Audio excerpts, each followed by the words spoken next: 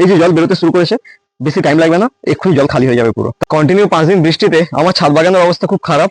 আর এইসব ভালো ভালো বুগেনভিলিয়া গাছগুলোর অবস্থা তো আরো খারাপ, কারণ একটু রোদ ওঠেনি। এই যে অলরেডি গাছে পচন শুরু হয়ে গেছে, পাতাগুলো সব পচে গেছে, যে নরম নতুন যে ডালগুলো সেগুলো সব পচতে শুরু করেছে। এই গাছগুলোকে বাঁচানো খুব চাপের হয়ে যাবে যদি আরো 2-3 দিন এইভাবে বৃষ্টি চলতে থাকে। এই যে গাছের গোড়ায় জল জমে আছে, এই জমে থাকা জলটা হচ্ছে বুগেনভিলিয়ার জন্য সবথেকে ক্ষতিকর। আর কন্টিনিউ বৃষ্টি হলে তো জল জমবেই, কারণ জল বেরোনোর টাইম পাচ্ছে না। তো এই সিচুয়েশনে আমার কাছে একটা ট্রিক্স রয়েছে, সেটা হচ্ছে এই একটা ছোট্ট ঝাঁটাগাছি। হ্যাঁ, এই একটা ছোট্ট ঝাঁটাগাছি কিন্তু আমাদের অনেক কিছু উপকার করতে পারে। কি করতে পারে চলো সেটা আমরা দেখে নিই। এটা হচ্ছে রেড ট্যাংলং।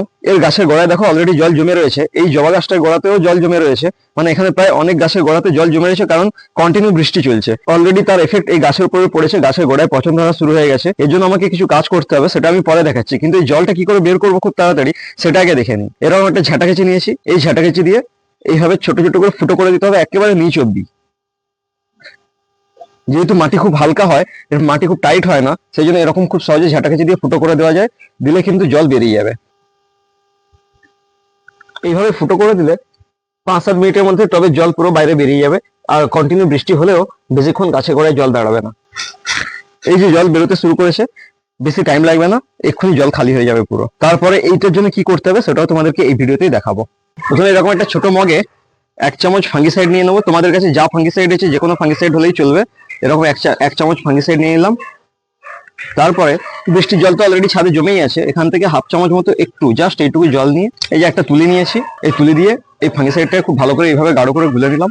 এরপর গাছের যে অংশটাই পচে গেছে গোড়ায়, এইখানে খুব ভালো করে ফাঙ্গিসাইডটা এইভাবে প্রলেপ দিয়ে দিতে হবে। আর পচা পাতাগুলো একটু সাইড করে দিতে হবে, তাহলে কিন্তু গাছটা মরার হাত থেকে বাঁচবে।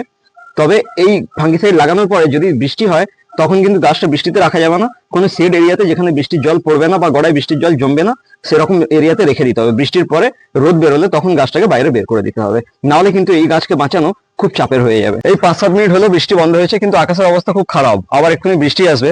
তাই গাছটাকে আমি ভেতরে রাখবো, বাইরে রাখা যাবে না। বাইরে রাখলে এই ফাঙ্গিসাইড যে লাগিয়েছে এটা পুরো ধুয়ে যাবে। তাই এই গাছটাকে আমি ভেতরে নিয়ে চলে যাবো।